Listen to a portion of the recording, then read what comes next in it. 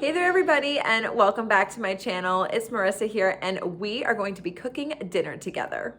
So I have a really fun dinner planned. I'm going to be making Asian meatballs and sesame ginger ramen noodles tonight. So it sounds really good. I'm really hungry, and let's get cooking. Okay, so I'm going to start by making my meatballs because they are going to take the longest time to cook. So I'm using this lean ground beef, and it's a 92% lean, 8% fat. It was the cheapest that I could find in the grocery store, but that's usually what I buy when I'm there. Otherwise, I'll buy like 85, 15, but I typically don't go below that. Oh, and this, goodness, I didn't even look. 1.27 pounds of ground beef. 1 pound would be plenty. I'm just gonna use what I got here. And I'm also going to preheat the oven to 375 degrees. All right, so in the bowl, I'm going to add an egg. Okay. Now we're gonna add in some breadcrumbs. These are the Italian style breadcrumbs that I make myself. The recipe is actually in my cookbook. And I use these breadcrumbs for so many different things. Okay, so that's maybe about a cup-ish. And it's a lot of meat. If you need to kind of stretch the egg, because eggs are expensive right now, you could add in a little bit of milk, and that can be really helpful as well. If you want to get fancy with this, you could put in some carrots, you could put in some green onions. I actually bought some green onions, and I could have, but at this point I've already worked with the meat, and if you overwork the meat, then it will get kind of tough. So we're just gonna leave it as is. So once you form like a ball with it, then you know that you're good to go. If it's still like having trouble holding together, then you might want to add in some more breadcrumb. So I've got a silicone lined baking pan here. These things are awesome.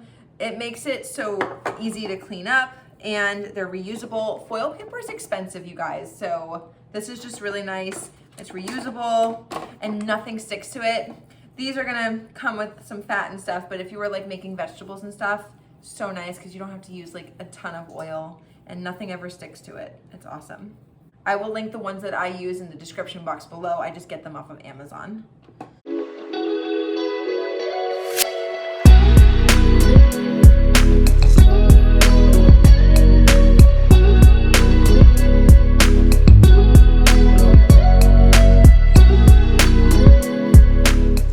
Okay, so I have my meatballs ready to go. As soon as the oven is preheated, which it's almost there, I'm gonna go ahead and put these in. I'm not gonna use all of these for tonight's dinner. What I'm gonna do is probably use like a couple rows. I'll save the rest. And then if I want, I can always toss it with some tomato sauce and make a completely different dinner out of it. But I've already like prepped them, so it saves me time later on. And then I wanted to show you guys that since this was over a pound of ground beef, I don't need a full pound to make this. So what I'm gonna do with the leftover meat is I'm going to form it into burger shapes. And then what I like to do is just put each individual burger wrapped in cling wrap. And then I will store it in the freezer or the fridge where, you know, if I feel like I'm gonna eat it pretty soon. But usually I like to just put them in the freezer. And then a really simple like lunch idea or dinner thing would be to just like take out 1 or 2 burgers, let it defrost, and then fry it up or put it on the grill or something, and you've got dinner made in no time, which is awesome. Because especially during the week, you're busy, you're tired, you just kind of want something easy and quick, but we still want it to be nutritious. So kind of takes care of the protein portion of the meal, which is kind of like my least favorite to assemble. So I kind of just like to meal prep it and then I'm good to go. All right, so now we're just gonna wrap it in some cling wrap, and then I'll place it here, and then it'll go in the freezer when I'm done. You know, I've actually also used these burgers, like if I didn't really want to make a burger, but I had this defrosted, I've actually turned this into a chili or like a taco, because I'll just basically put this in the frying pan and cook it up, and while it's cooking I take a wooden spoon and I'll just kind of chop it up into like little bite-sized pieces, and it really does work out very well. So there's a lot of different things you can do with it. It's just nice to have it ready to go.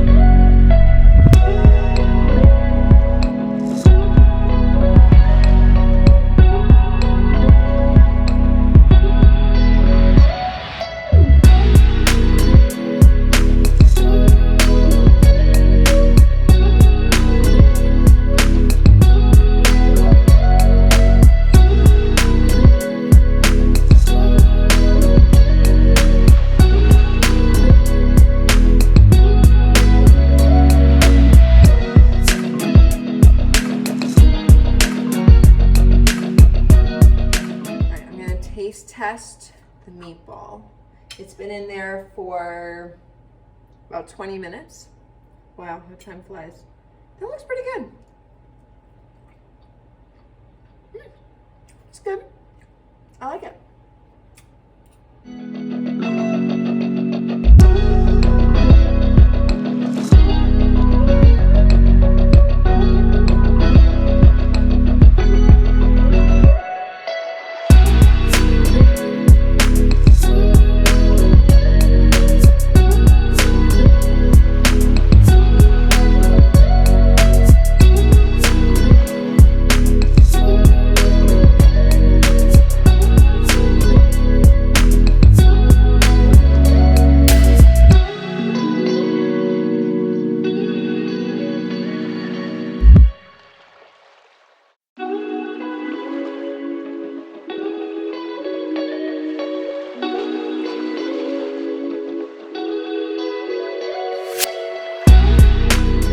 So I'm going to add in some beef broth to make our sauce, or gravy, whatever you want to say. But I don't have any beef broth at home. So what I'm going to do is, like a plan B option, I'm going to get some of this beef bouillon, just like a little bit of that, and I'm going to put it straight in the frying pan. And then I'm going to add maybe like 1/3 of a cup of water, and then we'll make our gravy. I'm gonna add that in. That looks good. So that was about 1/3 of a cup. And then we're just gonna stir this all together until the bouillon is completely dissolved and mixed in thoroughly with the water and the coconut aminos and the sesame oil.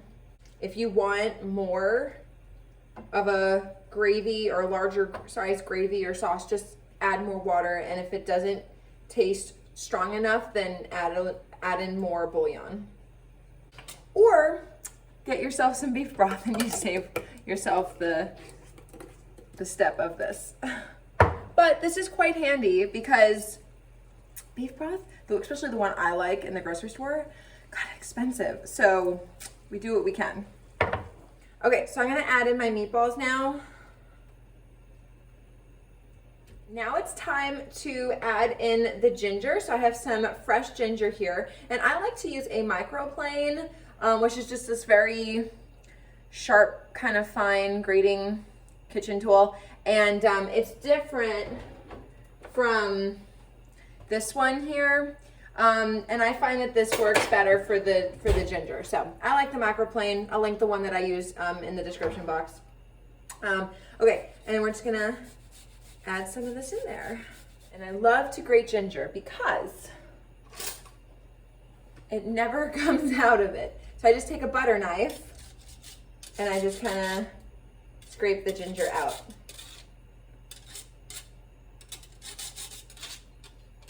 Okay. I feel like I'm in a band. All right. Now we just kind of mix that all in. That way you don't have just like one giant bite of ginger in your mouth. That would be pretty adventurous of you. So you guys may have noticed that I love to use coconut aminos. I use it in a lot of different recipes, a lot of stir fries and everything. And what I do is I just use this in place of soy sauce. Soy sauce and me do not get along very well, unfortunately. It does not make me feel good. It usually gives me instant migraines. So I try to avoid soy sauce as much as possible, and I found this. It's a really great alternative and it works really well for my body. So I just wanted to point that out, that if you are trying to limit soy sauce consumption or something and you need an alternative, then look for coconut aminos because it's a really nice option. Ooh, yay, we're boiling. Okay, so I think I'm gonna make, since I'm going through the effort here, I think I'm gonna make like 3. Yeah, let's make 3. I am a big fan of the philosophy of cooking once and eating twice. In case you're curious, I'm drinking that green lemonade juice that I got from Whole Foods. So good.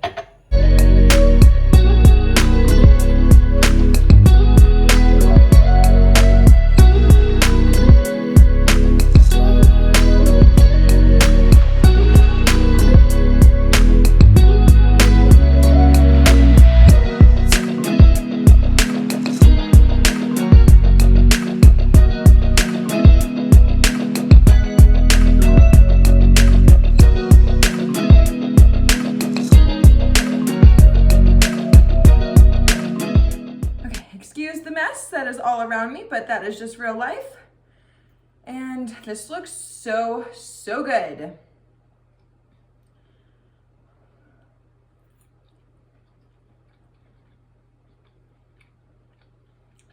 That's so good.